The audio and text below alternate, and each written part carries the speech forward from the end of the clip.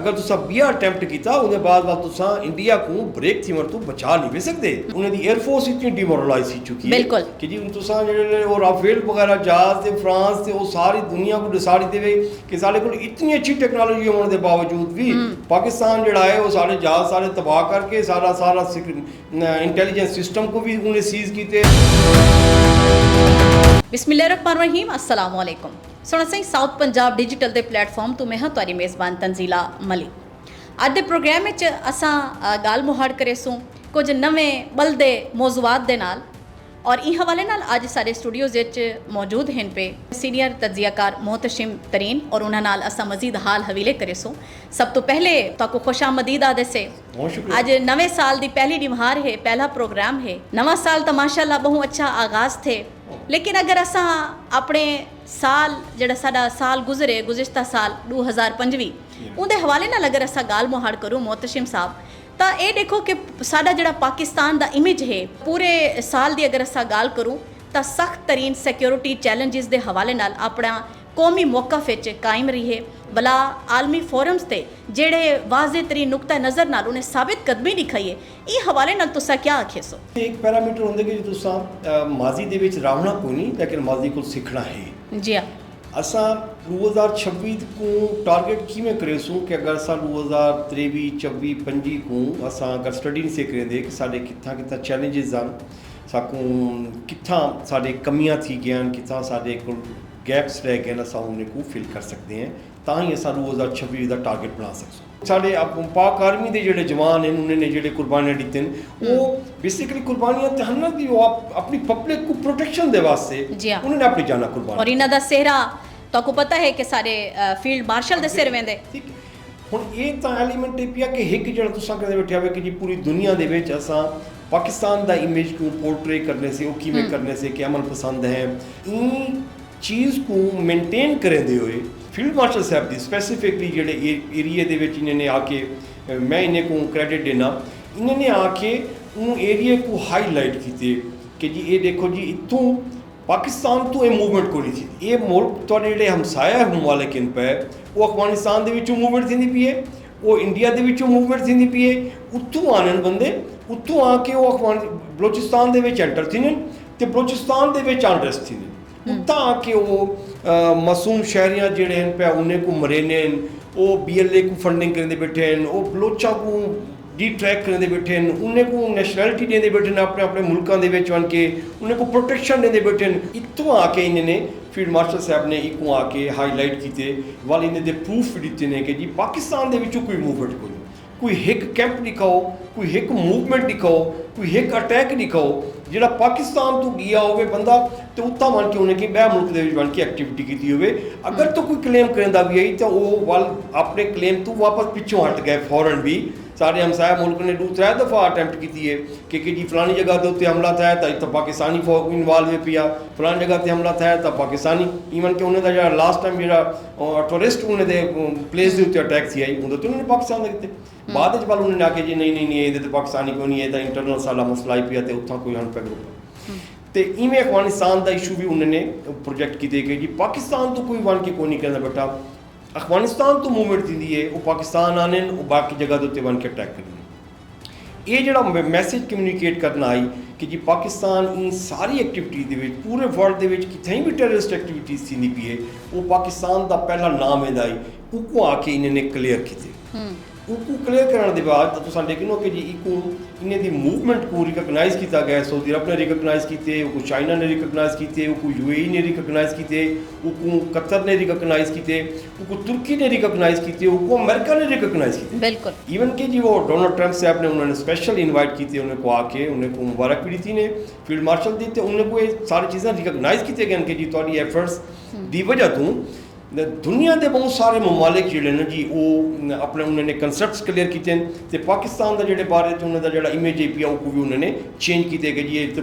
Piece जो ना जी working countries है पिया ये इन तरह की कोई एक्टिविटी इन्वॉल्व को नहीं लेकिन जो रोल मॉडल दिते SIFC का एग्रीकल्चर का जो फॉर्म दिते फील्ड मार्शल साहब ने कि जी स्पेशल इन्वेस्टमेंट फैसिलिटेशन जोड़ा इन्होंने सेंटर SIFC का ही वो मैं समझता कि जी बहुत आउट क्लास है जितना पूरी दुनिया ने रिकगनाइज़ करने तो पूरी दुनिया ने फंडिंग करनी है आके इत्थां UAE ने करनी है, कतर ने करनी है, सऊदीया है, चाइना है, सारे मुल्क इत्थां फंडिंग वास्ते आंदे पैन। इंदे 2025 दे विच हो सकदे कि इंदे तुहानूं आउटपुट बड़ी कम परसेंटेज च नज़र आंदे पे होण, लेकिन जिहड़ी मूवमेंट शुरू थी गई है इंदे मूवमेंट दे असरात तुहानूं 2026 दे विच नज़र आउण शुरू थी वैसे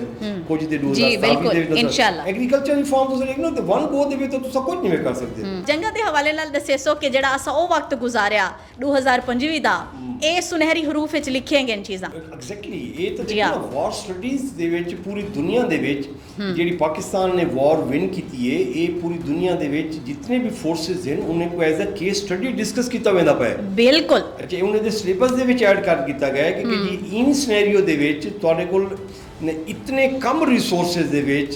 तुसां जेहड़ा ना जी वो वार विन कीती है इतने घट टेन्योर दे विच वाल तुसां अटैक करके कोई नहीं कीती। एक तो होंदी ना कि तुसां दुश्मन दे उत्ते हमला करदे वो बिल्कुल सुत्ता पिया तुसां मन के बाहर जित कीती है बिल्कुल ठीक है कोई नहीं एक उन्हें अटैक कीते तुहाडे उत्ते ठीक है तुसां वाल रिस्पांस नहीं कीता तुसां काशन करदे रह गए ये गलत है मिसाइल हमले नहीं करने उनके बावजूद भी वो नहीं बाज आया तो वाल तुसां मन के रिस्पांस कीते वे कि अगर साडे मुल्क दे विच अगर तुसा मासूम शहरियों को तुसा निशाना बड़े सो तो वाला सा तो स्पेयर कोई नहीं करना। मोहतशिम साहब जंग करे में कोई याद आई गाल कि कल दा ही एक ताज़ा तरीन खबर सामने आई है कि सही जड़ा साडा हमसाया मुल्क है भारत और मोदी को मूजी बीमारियां तो बहुत ज़्यादा लाहा कहन पियां तो आपको पता है सुने ने चाहता पे कि सही जनवरी के महीने च वाल कोई अपनी अफवाज को मशकां ते लई खड़े कि सही इन्हां को मैं जड़ा है प्रैक्टिस करवा गिना और भला जंग दा इंदा मूड थिया खड़े और साडे फील्ड मार्शल ने ॾाढी सोहनी गाल कीती है कि दम है तो सामने आओ मैदान च आओ पहले ही असां तो ॾाढा सोहना जवाब दिते से हुण कनू भी ढेर अच्छा जवाब देसूं चंगा जवाब देसूं तो ई हवाले नाल क्या आखे सो इवें देखो ना मैंने नहीं ख्याल कि जी वो कुछ सीरियसली पॉइंट के उत्ते सोचेंदा बैठा हो कि जिवें पाकिस्तान नाल वॉर करनी है उन्हें दी फोर्सेस इतनी डिमोरल थी इतनी डिमोरलाइज थी चुकी है ठीक उन्हें दी एयरफोर्स इतनी डिमोरलाइज थी चुकी है कि जी तुसां जेहड़े वो राफेल वगैरह जहाज ते फ्रांस ते वो सारी दुनिया को डिसाइड देवे कि साढ़े कोल इतनी अच्छी टेक्नोलॉजी होने के बावजूद भी पाकिस्तान जड़ा है वो सारे जहाज सारे तबाह करके सारा इंटेलिजेंस सिस्टम को भी उन्हें सीज कीते उन्हें डोनाल्ड ट्रंप इन चीज दे हाली तक गीत गांदा बैठे कि इतने जहाज उन्होंने सट्टे ते उन्हें दी एयरफोर्स डिमोरलाइज जी पई उन्हें दी आर्मी डिमोरलाइज जी पई वो सिर्फ और सिर्फ अटेम्प्ट पिया करें दे कि जी तुसा सिर्फ अपनी फौज को बकअप पिया करें दे अच्छा बस सिर्फ छड़ी शोशेबाजी है ते अपने इंटरनल उन्हें अपने ज़ाहिर कर पॉलिटिक्स तो करनी है ना सब ये कर लो ठीक है वो आदम पे कि ठीक है असा अपना बदला गिनसूं ये करेसूं वो करेसूं लेकिन ट्रूली स्पीकिंग ने उन्हें को आइडिया है कि जी वो कितने पानी दे विच आ थिंक टैंक्स बैठे थे जे डिफेंस एनालिस्ट बैठे थे वो वर्किंग करके लेंदे बैठन के जी तुसा केड़ी कैपेसिटी दे विच वे अगर तुसा 20 अटेम्प्ट कीता उदे बाद तुसा इंडिया को ब्रेक थी मर तो बचा नहीं वे सकते अगर दूसरी बार भी तुसा विद इन ईयर लड़ देवे विद इन ईयर लूज करें देवे वाल तुसा इंडिया को ब्रेक थी मर तो नहीं बचा सकते इवें गाल है बिल्कुल। अच्छा इहदे नाल एडे सेसो के साडे जेड़े कौमी असैंबली दे स्पीकर हैं पे आयाज सादिक उन्हां नाल भारतीय वजीर खारजा दी जयशंकर दी जेड़ी मुलाकात थई है और उनको भी कुछ अजीब किस्म का रंग दिता वेंदा पे कि सही उन्हें आके सब तो पहले हाथ मिलाए वाला कोई उनको माफ़ी दे तनाजुर च वदा घिंदे तो कोई किवें ये क्या पस मंजर है पिछे बेसिकली मैं ये दस्या ना थी ओ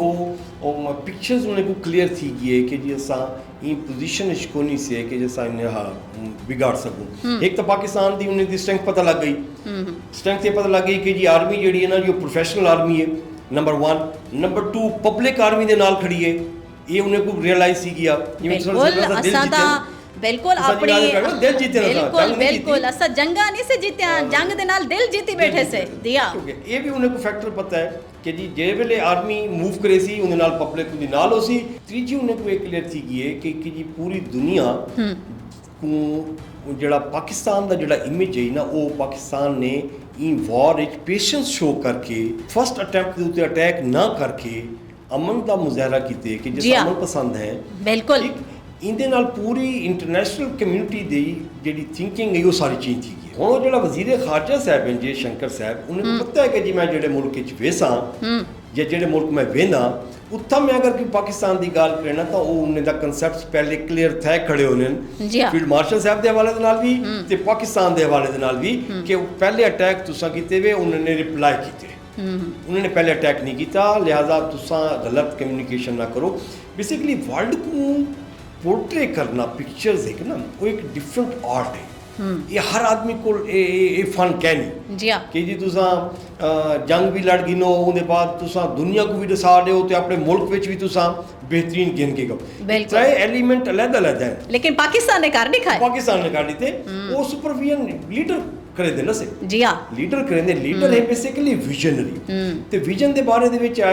ਡਿਫਾਈਨ ਕੀਤਾ ਵੈਂਦੇ ਸਾਡੀ ਮੈਨੇਜਮੈਂਟ ਸਾਇੰਸਸ ਦੇ ਵਿੱਚ ਤੇ ਉਹ ਵਿਜ਼ਨ ਨੂੰ ਜਿਹੜਾ ਡਿਫਾਈਨ ਕਰਨ ਵਾਲੇ ਨੇ vision is the ability to see invisible. बिल्कुल ਜਿਹੜਾ ਵਿਜ਼ੀਬਲ ਕੋ ਨਹੀਂ ਨਾ ਉਹ ਕੁਝ ਸਾਡੇ ਗਿਨੇ ਲੀਡਰ हाँ। ਕਿ 10 ਸਾਲ ਬਾਅਦ ਕੀ ਥੀਂਦਾ ਪਿਆ क्या 20 थी ਸਾਲ सी? ਬਾਅਦ ਕੀ ਥੀਂਦਾ क्योंकि ਪਿਆ वो बड़ी एक दूर अंदेशी रखेंदे ना, वो दूर की सोच रखेंदे। ਉਹ ਹਰ ਲੀਡਰ ਜਿਹੜਾ ਨਾ ਜੀ ਉਹ ਵਿਜ਼ਨਰੀ ਕੋਈ ਨਹੀਂ ਹੁੰਦਾ। ਵਿਜ਼ਨਰੀ ਲੀਡਰ ਜਿਹੜੇ ਹਿੰਗਾ ਨੂੰ ਲੀਡਰ ਆਖਾਵੇਂ ਦੇ ਵਾ ਜਿਹੜੇ ਵੇਲੇ ਵਿਜ਼ਨਰੀ ਲੀਡਰ ਆਵੇ ਦੇ ਜਾਂ ਕੋਈ ਵਿਜ਼ਨ ਉਹਦੇ ਪਿਆ ਉਹ ਕੋ ਵਿਜ਼ਨਰੀ ਲੀਡਰ ਦਾ ਖਿਤਾਬ ਮਿਲਾਵੇ ਦੇ। ਇਹ ਫੀਲਡ ਮਾਰਸ਼ਲ ਸਾਹਿਬ ਨੇ ਇਹਨਾਂ ਨੇ ਐਸਆਈਐਫਸੀ ਦਾ ਖਿਤਾਬ ਕੀਤੇ ਕਿ ਇਹ ਐਸਆਈਐਫਸੀ ਮੈਂ ਇਦਾਰਾ ਬਣਨਾ ਜੀ ਹਾਂ। ਇਹਨੇ ਐਗਰੀਕਲਚਰ ਰਿਫਾਰਮ ਕੇ ਬਿਲਕੁਲ। 5 ਸਾਲਾਂ ਦੇ ਵਿੱਚ 10 ਸਾਲਾਂ ਦੇ ਵਿੱਚ ਸਾਡੀ ਕੋਲ ਫੂਡ ਦਾ ਪ੍ਰੋਬਲਮ ਹੋ ਸੀ, ਸਾਡੀ ਫੂਡ ਠੀਕ ਕੋ ਨਹੀਂ, ਸਾਕੂ ਨਹਿਰਾਂ ਕੱਢਣੇ ਚਾਹੀਦੇ ਨੇ, ਸਾਕੂ 5-6 ਨਹਿਰਾਂ ਕਰਕੇ ਚੋਲਿਸਤਾਨ को ਸਾਕੂ ਸੈੱਟ ਕਰਨਾ ਚਾਹੀਦੀ, ਬਿਲਕੁਲ। ਆਬਾਦ ਕਰਨਾ ਚਾਹੀਦੀ ਰਕਬਾ ਹਾਂ। ਏਰੀਆ। ਜਿਹੜੇ ਮੁਲਕ ਦੇ ਵਿੱਚ ਬਣ ਕੇ ਇਨਵੈਸਟਮੈਂਟ ਗਿਣ ਕੇ ਆਉਂਦੇ ਬੇਟੇ ਨੇ ਉਹ ਮੁਲਕ ਦੇ ਵਾਸਤੇ ਗਿਣ ਕੇ ਆਉਂਦੇ ਬੇਟੇ ਨੇ, ਆਰਮੀ ਵਾਸਤੇ ਤਾਂ ਨਹੀਂ ਗਿਣ ਕੇ ਆਉਂਦੇ ਬੇਟੇ, ਮੁਲਕ ਦੇ ਆਵਾਮ ਵਾਸਤੇ ਗਿਣ ਕੇ ਆਉਂਦੇ ਬੇਟੇ ਨੇ ਵੀ ਤੁਸੀਂ ਉਹ ਇੱਥੇ ਇੰਡਸਟਰੀ ਲਾਓ, ਤੁਸੀਂ ਉਹ ਇੱਥੇ ਜ਼ਮੀਨ ਗਿਣੋ, ਕਾਸ਼ਤ ਕਰੋ, ਜਿਹੜਾ ਕੁਝ ਕਰੋ, ਪੈਸੇ ਗਿਣ ਕੇ ਆਓ, ਸੈੱਲ ਫੋਨ ਕੰਪਨੀ ਬਣਾਓ, ਕਾਰਾਂ ਬਣਾਓ, जी हाँ। ਜਿਹੜੀ ਸ਼ਾ ਬਣਾਓ, ਪੈਸੇ ਗਿਣ ਕੇ ਆਓ। ਪਾਕਿस्तान तो आपको सिक्योरिटी दे सी, पाकिस्तान तो आपको तहफ़्फ़ुज़ दे बिल्कुल, सी, पाकिस्तान तो आपको ग्रोथ दे सी। फील्ड मार्शल साहब ने आखे कि भारतीय प्रॉक्सीज ਜਿਹੜੀ ਹੈ ਉਹ ਬਲੋਚਿਸਤਾਨ ਵਿੱਚ ਅਦਮ ਇਸਤਹਿਕਾਮ ਪੈਦਾ ਕਰਨ ਦੀ ਕੋਸ਼ਿਸ਼ ਕਰਦੀ ਪਈ ਹੈ ਤੇ ਪਾਕਿਸਤਾਨ ਆਪਣੇ ਇਲਾਕਾਈ ਸਾਲਮੀਅਤ ਤੇ ਕਹੀਂ ਵੀ ਕਿਸਮ ਦਾ ਕੋਈ ਸਮਝੌਤਾ ਨਾ ਕਰੇ ਸੀ। ਇਹ ਹਵਾਲੇ ਨਾਲ ਤੁਸੀਂ ਕੀ ਆਖੇ ਸੋ? अच्छा ये बड़ा इंपॉर्टेंट क्वेश्चन है। मैं समझदा कि जी पूरे पाकिस्तान दे ਤੁਹਾਡੇ जितने इशूज़ हैं ना सिक्योरिटी ਦੇ रिलेटेड,